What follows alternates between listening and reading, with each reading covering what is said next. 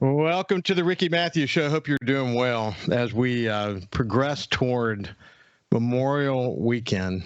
What a special time of the year this is. And I appreciate you joining us here on the show as we celebrate coastal Mississippi. I have a couple of quotes I want to share with you, and then we'll get to Jeff Duncan. I was preparing for my outdoor show that actually airs on Memorial Day, and I'm going to share, I think, probably 4 different quotes. And here are just 2 of the 3 of them as we enter into Memorial Day weekend. I think we have to remind ourselves what this is all about. This is a quote from John F. Kennedy. He said, "As we express our gratitude, we must never forget the highest appreciation is not to utter words, but to live by them." Not to utter words, but to live by them. Man, that is so true. That is so true. And then this one from Ronald Reagan. "And if words cannot repay the debt we owe these men, surely with our actions we must strive to keep faith with them and with the vision that led them to battle and to final sacrifice." That's what Memorial Day and Memorial Weekend is all about. We should keep that in our top of mind during this coming weekend. I hope you have great plans for what is going to be a beautiful weekend. So now let's shift gears and move over to my friend Jeff Duncan, who is a columnist, award-winning columnist on the NFL Hall of Fame Selection Committee, and works with NOLA.com and the Times-Picayune, a good friend. Jeff, how are you doing, my friend? Ricky, I'm doing great. Good to be with you, bud. So what's your plans for the weekend? Working all weekend, unfortunately. I think we've talked about it. We talked on air before we went on air. I mean, we're getting into the final stages of the Gleason book. Have to deliver that in mid-June. So we're pretty much, our team on that project is pretty much 24/7 right now. You know, Jeff, it's interesting. I was listening to a podcast the other day. I don't even remember who the guest was. It's not coming to mind immediately. But what's interesting is that the conversation it was national sports figures. It went to a discussion of they both happened to have been in the Dome in 2006 when after Hurricane Katrina, the Superdome reopened. I was, as you and I have discussed before, I was there as well.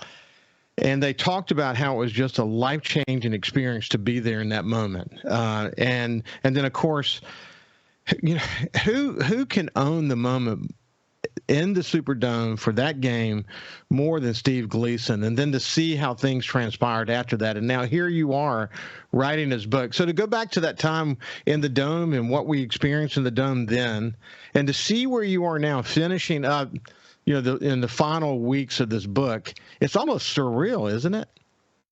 Yeah, I can remember that night very clearly. It's one that's always going to stand out in my mind and my career. It was much bigger than just a football game. I don't think people that weren't there can really, truly appreciate the magnitude of that game. It was much more than just a regular season game. The NFL gave it the Monday night platform. You had U2 and Green Day playing before the game. I mean, that's like a Super Bowl lineup of musical entertainment. The Goo Goo Dolls were outside the Dome. There was just such great fanfare and pageantry and such great anticipation for the game. If you remember, back then they were repairing the Dome from the Katrina damage, and there was basically like a large banner on the side of the Superdome every day with kind of a countdown to when the opener would start. So everyone that drove around downtown New Orleans would see that countdown banner, and the anticipation and expectation for that game building up in the city. And then, how it played out with that punt block a minute and a half into the game, Ricky. And that's another thing I think sometimes people forget.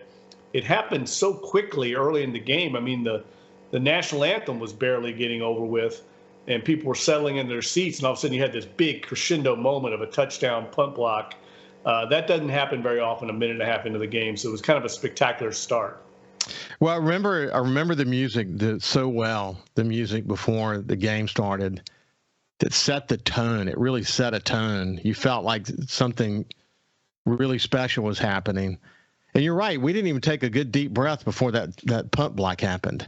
And let's fast forward. Oh, go ahead. You're going to say something. I don't want to interrupt. I was going to say, you just don't see a punt block that early in a game very often. I mean, punt blocks are rare to begin with. Steve Gleason's the all-time leader in Saints history in punt blocks, he's got 4. I mean, that's how rare it is to block a punt. So to see it a minute and a half into a game, just I think took everyone's breath away and really set the momentum in favor of the Saints. Really, the Falcons had no chance in that game. I mean, the emotion in the stadium, the early lead. Mike Vick was on the run all night, and the Saints improved to 3-0 after that. And if we were talking about this the other day at Saints organized team activity practice, at the OTA practice, I was talking with Bobby Hebert. That Saints team in 2006, Ricky, was not that good. I mean, they really were about a 500 team, but they got off that quick start, rode that early momentum and emotion from the 2006, reopening of the Dome, and then they kind of went 500 the rest of the year. They slipped into the NFC Championship game the first time ever, but they really weren't that good, and that played out the next 2 years. They were 7-9, 8-8, and then they finally got it together and won the Super Bowl. You know, it's interesting that really noted sports figures who were there, present for that game.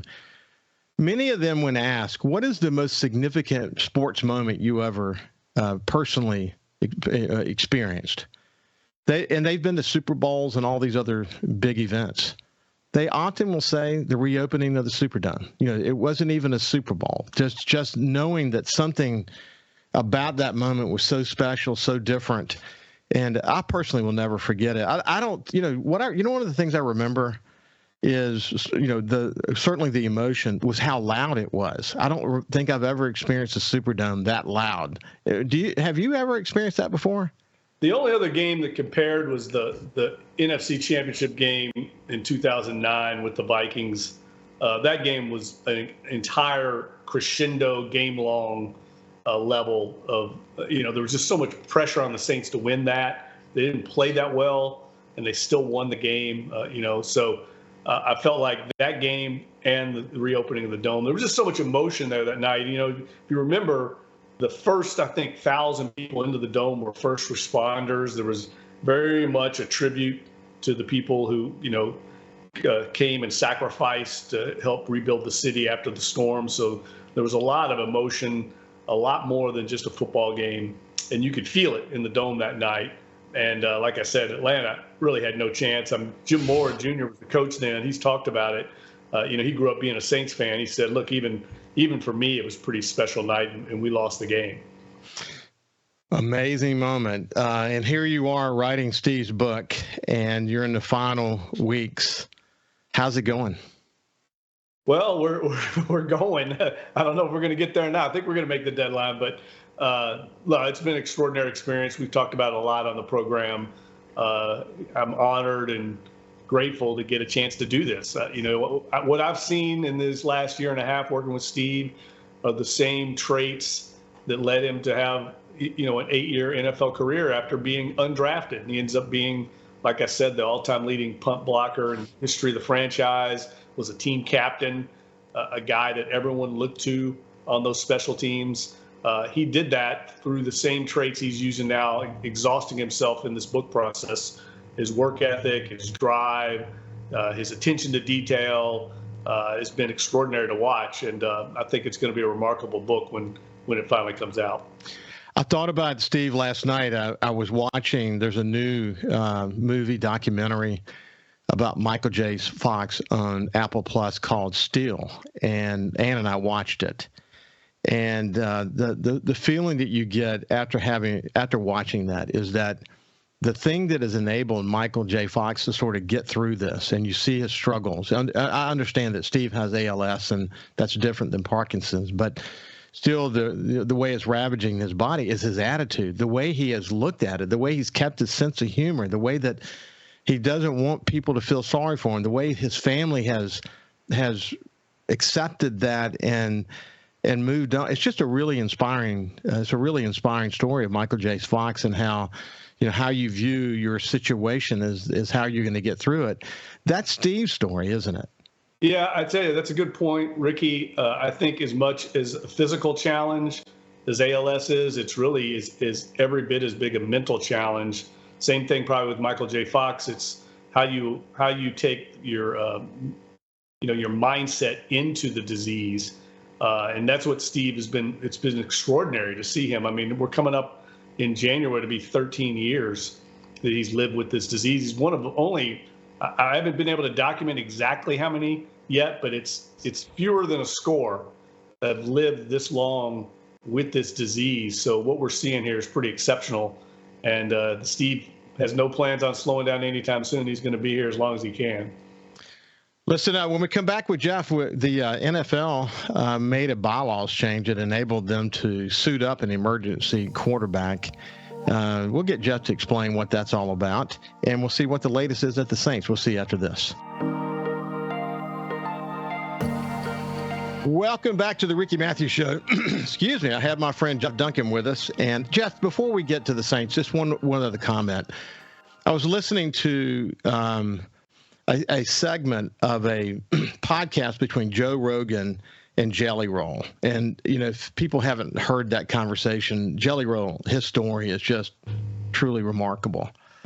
But in it, they got into a conversation about people finding their purpose, you know, and I've been lucky in my career, to be honest with you, Jeff, that I have many times, many junctures during my career that I felt like I was in a moment that I found my purpose. That's what helped me get through some difficult times along the way.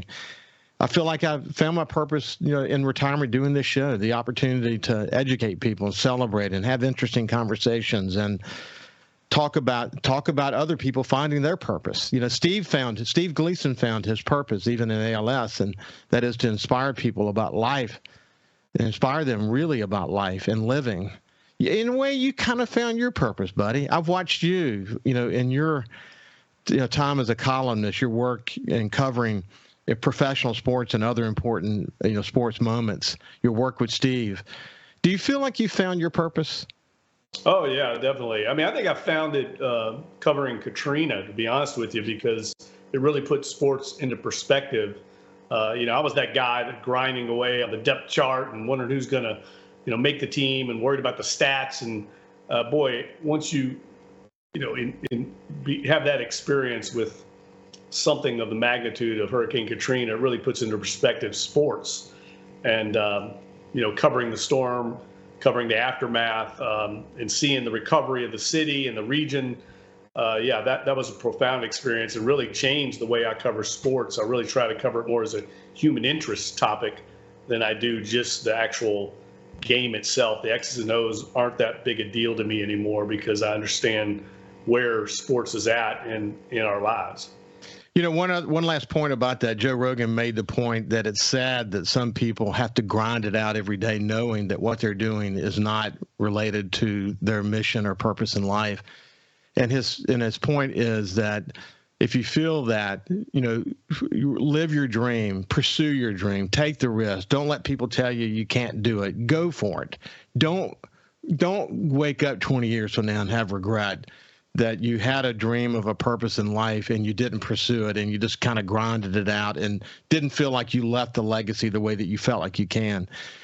He just said pursue it. And the other point is it doesn't matter how old you are. Just go for it. And there's something about finding that moment in your life, finding that mission in your life that is very fulfilling. And it doesn't always involve money and material things. Sometimes it's just about having the opportunity to touch others and help others. So anyway. Yeah, I was going to say, you know, doctors told Steve when he was diagnosed with ALS that the people that have success in life with this disease and tend to live longer with it are the ones that find a purpose and have a reason to keep living. And Steve quickly identified that with Team Gleason and being a beacon of hope for people that are stricken with the disease, and also deciding to have a family with his wife, Michelle, and becoming an involved and active parent to Rivers and Gray. Those two things, I think, have kept him very driven and very much involved in having a very successful, purpose-filled life. I can't wait to read the book because, as we've discussed many times, it's a book about determination and living life. It's not a book about ALS. And it's going to be very inspiring, and I can't wait to read it. So, Jeff, you heard what I mentioned at the beginning, at the end of the last segment about this bylaws change that enables them to suit up an emergency quarterback. any strategic implications of that?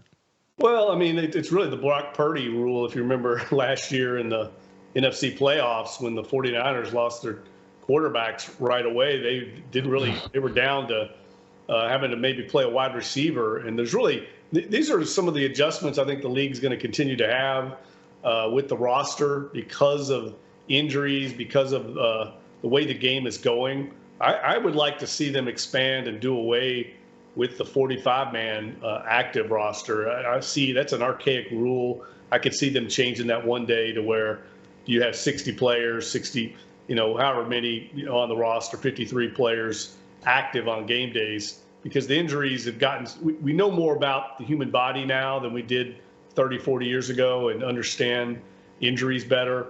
And this was a rule that was put in decades ago that really doesn't have a place, I think, in today's game. So I could see some more adjustments coming from the competition committee to allow the game to be better, a better product for the viewers at home.